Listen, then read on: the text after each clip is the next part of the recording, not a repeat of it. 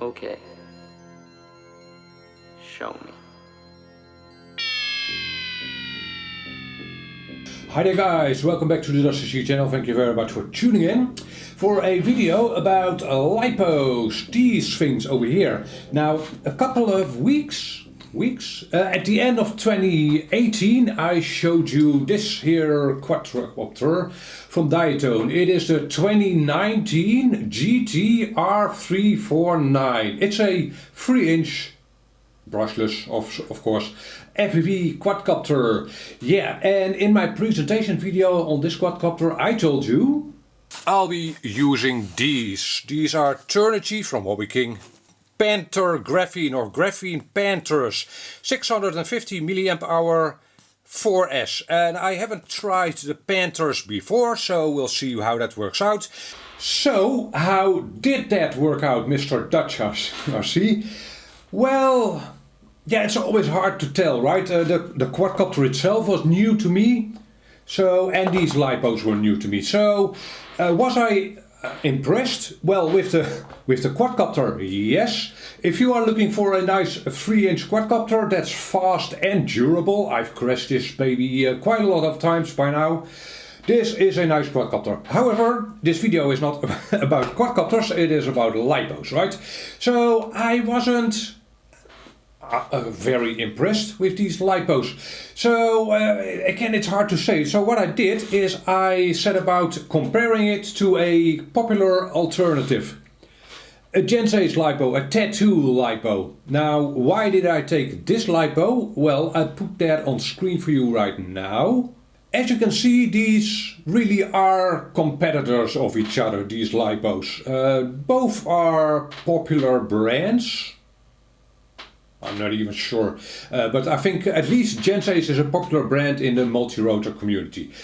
Both are 650 milliamp hour 4S lipos, which I think is the sweet spot for a 3-inch 4S quadcopter. Tell me what you think, but I think that's power to weight, the sweet spot. I sometimes do fly bigger lipos, and we'll get to that in a second. But I think if you want the best performance out of your 3-inch quadcopter, I think a 650 milliamp hour is optimal. So both are 75C lipos as well, and the Panther, the Graphene Panther from HobbyKing is, yeah, it's quite a bit more weight, 20 grams more. And part of that is the longer leads on it, which I think is a big downside on that lipo. But it's also bigger. I hope you will be able to see that. It's definitely thicker. And width is approximately the same. Length is approximately the same. So yeah, it's definitely a thicker lipo and the leads are longer. Okay, so that's the weight. And oh, the price. Yeah, the graphene, the HobbyKing lipo is, at least at the time of the shooting of this video, is more affordable, cheaper, whatever you want to call it. So you'll have to check that out for yourself, what the current price is at the time you are looking for lipos. But at this time, the HobbyKing lipo is slightly more affordable. However, that's not all, that's the cold hard data, right? I said about torture testing these lipos. I have 5 of each. Well, I had 5 of each. Yeah. Okay, so I did torture tests of all 5 of those lipos. I said about maximum throttle punching this quadcopter for 2 seconds each. So each throttle punch is exactly 2 seconds long. I had a timer set up in my radio which would tell me when the 2 seconds would have elapsed. So actually, let's have a look at what that looks like with these 2 lipos. I've taken random flights with these 2 lipos, and before telling you anything, let's just take a look. What you see here is DVR recordings, obviously. These 2 flights are on the same day, so the temperature is the same, and humidity and everything is the same. I'm doing repeated punch outs. At the at the bottom right of each screen you can see my throttle position above the flight time. So you'll see the punches. Here comes a second punch. There, 100% throttle for 2 seconds. And I've slowed down the footage at the punches. So the punches are actually approximately 4 seconds in this video. In real life they were 2 seconds. Let me see, what more can I tell you? Yeah, the thing we really want to know is the voltage, which is at the bottom left of the screens. And what I was looking for, and what you should be looking for, is the voltage drop. So in every punch you see that the lipos will have a voltage drop. The strain put on the lipos will have the voltage of that lipo drop down. And after the punch, so here we are kind of in a free fall again before we set off for a next punch. During that descent, the lipos will recover a little. So those are the two things I want to see. What is the voltage drop of each lipo? Remember, we're doing the same thing to every lipo. We are doing 100% throttle punches of 2 seconds. And we want to see what that results in terms of a voltage drop. And after the punch out, I want to see how far the lipos recover. Right? Now I'm gonna let this play on and we're gonna take a closer look at everything we see here in a second.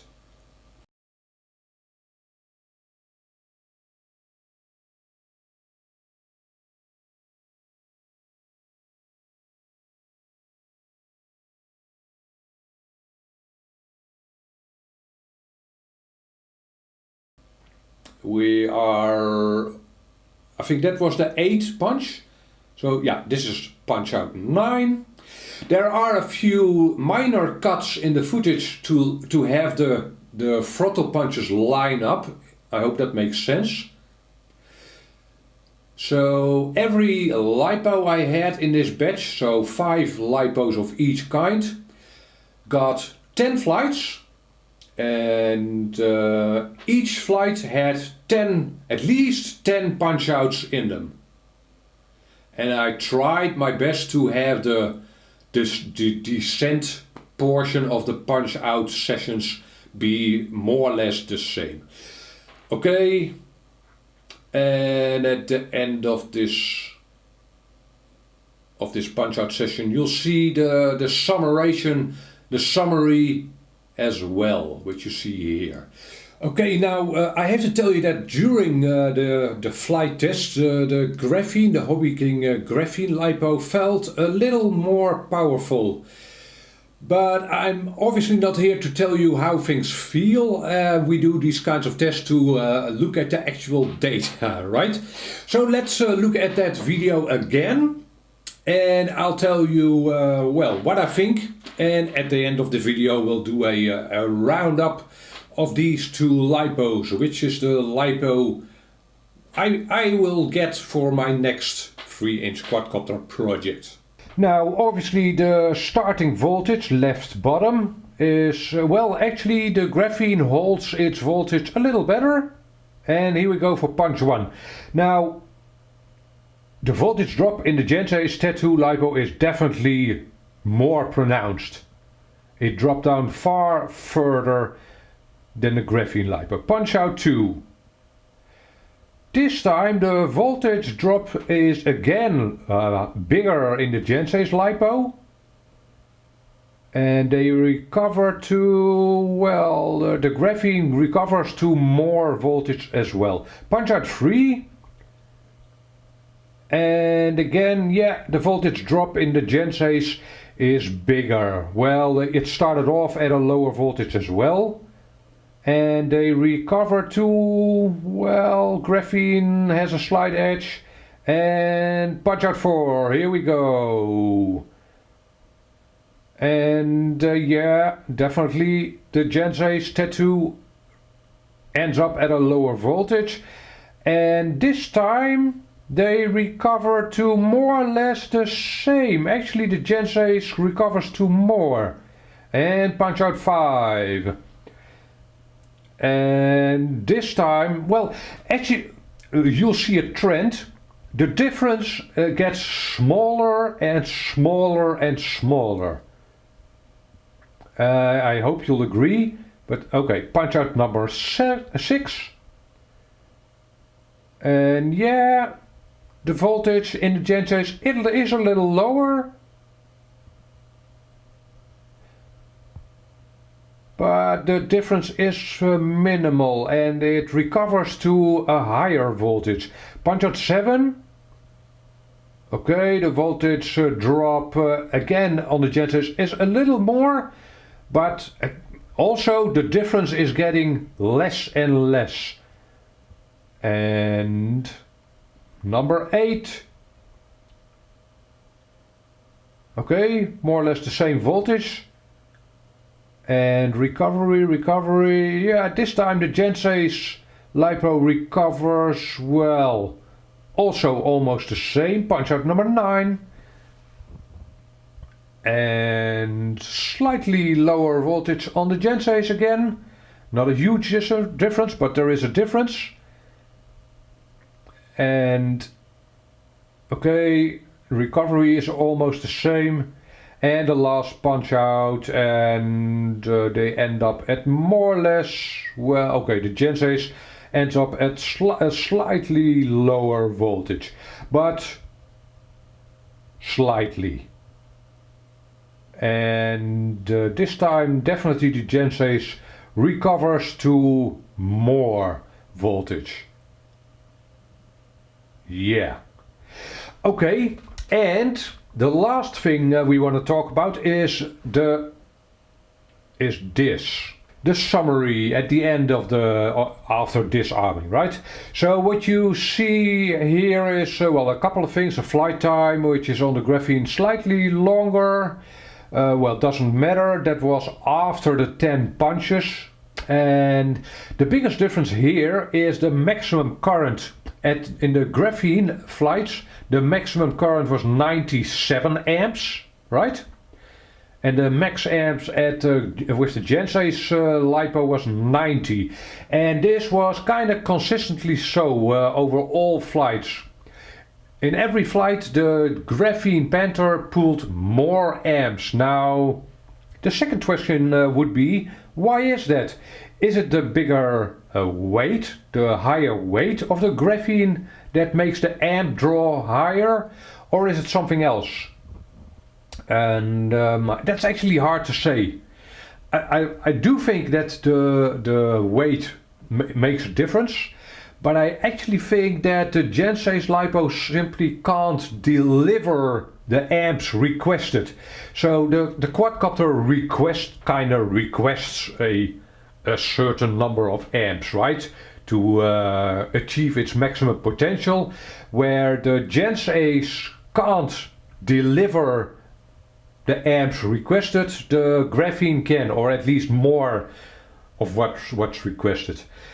But again, it's hard to say if that's the real cause of things. Alright, so conclusion time. The first thing I want to conclude is massive props for this diatone quadcopter, the GTR349, for surviving these tests. I was a little bit afraid that the quadcopter wouldn't survive, or especially the ESCs. But it's just fine, and it also survived a couple of crashes, but well. It's a very nice quadcopter, and yeah, kudos for Diatone for making a reliable quadcopter. Thank you very much.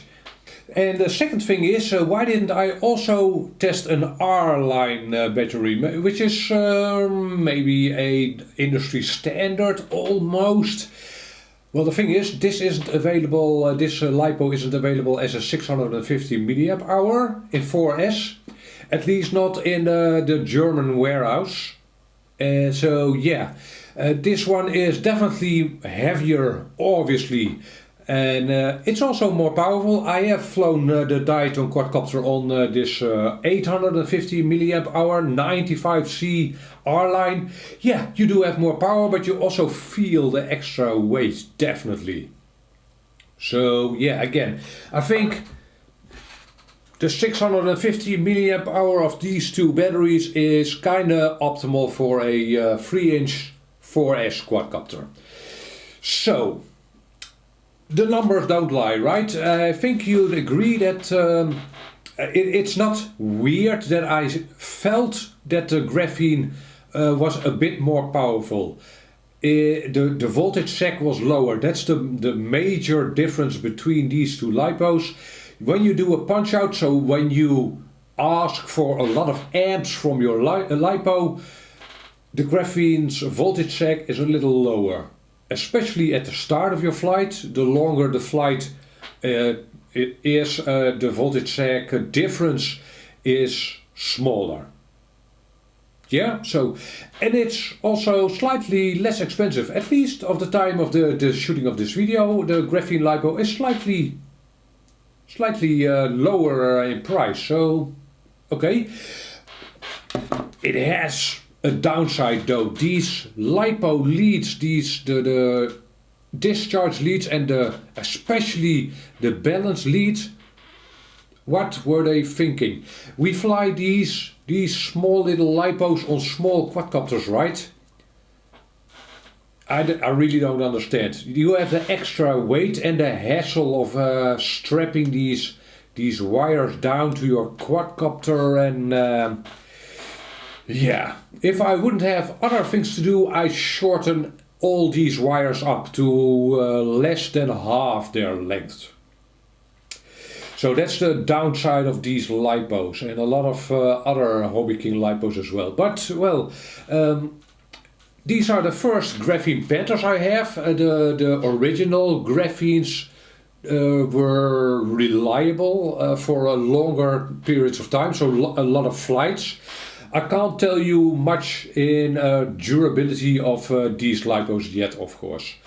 So, but well, 50 flights maybe, these lipos by now. These as well. Neither have puffed, as you can hopefully see. But well, this is a proven lipo. This one, yeah. So far so good. And I'm happy with it actually for what it costs. You tell me what you think. Maybe you don't like the graphene lipos at all. Maybe you don't like the extra weight. Lipo leads. You tell me what you think. Maybe you have flight experience with them as well. I'd be very interested to see what your impressions are. And that's it for now. Let's not make the video longer than it should be. I hope this was informative to you. And if you are left with questions, hit me up a comment down below. Catch you on the next video. Bye bye.